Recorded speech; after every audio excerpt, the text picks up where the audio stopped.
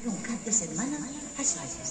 Li van dir a Maria que se n'anara a casa de la àvia. Així que li van preparar una maleta, li la van donar i la van deixar en la porta de la seva àvia. Va tocar la porta, toc, toc, toc, toc, i la porta es va obrir. Va aparèixer la seva àvia, una dona major.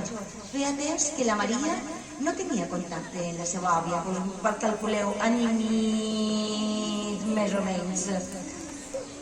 La Maria, al veure la seva àvia, va fer...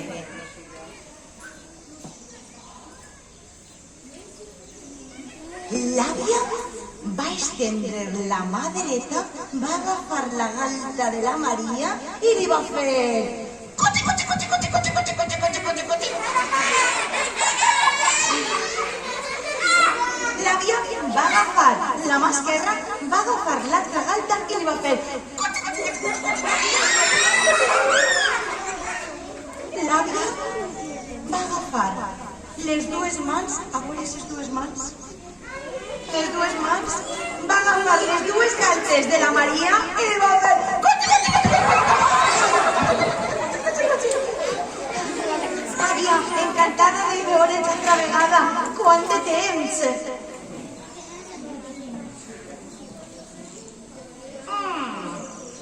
Maria, cotxe. Has vingut molt tard. El millor serà que te'n vagis a dormir, perquè estan a punt de donar les 12.